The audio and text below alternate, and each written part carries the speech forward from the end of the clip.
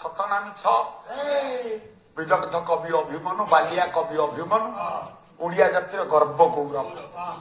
ଦେଖ ଯିଏ କହୁଥିଲା ଅପ୍ରାକୃତ ପ୍ରବୃତ୍ତି ସେଇ କବି କହୁଛନ୍ତି ଧୀରେ ଘେନ ରାଧା ଜନ୍ମାଦି ଉତ୍ସବ।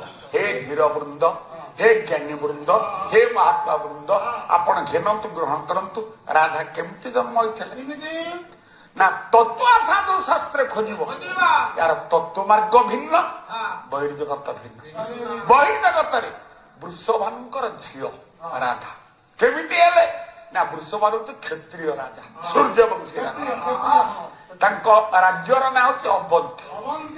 ଅବନ୍ତୀର ରାଜା ଥିଲେ ବୃଷଭାନୁ। ହେଲେ ଦୁର୍ମିଳାନନ୍ଦନ କଂସର ଦର୍ପ ବାର ବାର ବାର ବାର ପଡିଲା କ୍ଷତ୍ରିୟ ବରଂ ଆତ୍ମବିସର୍ଜନ କରିବ, ତା ପାଖରେ ଆତ୍ମସମର୍ପଣ କରେ ନା। ଇଏ ଯୋଉ ବୃଷଭାନୁ ଆତ୍ମସମର୍ପଣ କରି ତାହେଲେ ଆତ୍ମହତ୍ୟା କରିବେ। ଆତ୍ମହତ୍ୟା করে ଗଲାବେଳେ ଏଇ ଦୁର୍ବାସ ତାଙ୍କ ବାଟ ଦେଖେଇଲେ, କହିଲେ ଓ ରାଜା ବୃଷଭାନୁ ମରିବାକୁ ଆସିନା ଦିନ ଏତେ ଶୀଘ୍ର, ତମ ଦ୍ୱାରା ସୃଷ୍ଟିର ବହୁତ ଉପକାର ଅଛି, ତମକୁ ଆତ୍ମସମର୍ପଣ କରି ବଞ୍ଚିବାକୁ ପଡିବ।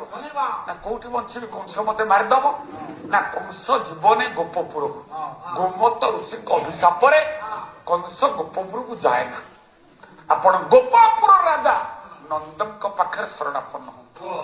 ଦେଖନ୍ତୁ ଅଭିମନ୍ୟୁ କହିଲେ ଯେତେବେଳେ ବୃଷଭାନୁ ନନ୍ଦଙ୍କ ପାଖରେ ଆତ୍ମସମର୍ପଣ କରିଛନ୍ତି, ନନ୍ଦ ଯେତିକି ଆନନ୍ଦ ସେତିକି ବିଷାଦ କଲେ। ଆପଣ କ୍ଷତ୍ରିୟ, ଆପଣ ରାଜା, ମୋଟା ଗୋପାଳ, ମୋଟା ଗୌଡ଼, ଯଦି ଅଯୋଗରେ ଆପଣ ମୋ ଆଶ୍ରୟ ନେଉଛନ୍ତି, ମୁଁ କଣ ଆପଣଙ୍କୁ ମୋ ଘରେ ରଖିବି? ମୁଁ ଗୋଟେ ଖାଇକି ରାନ୍ଧିବାଡ଼ି ଦେଲେ ଆପଣ ମାନ ରହିବ ନା?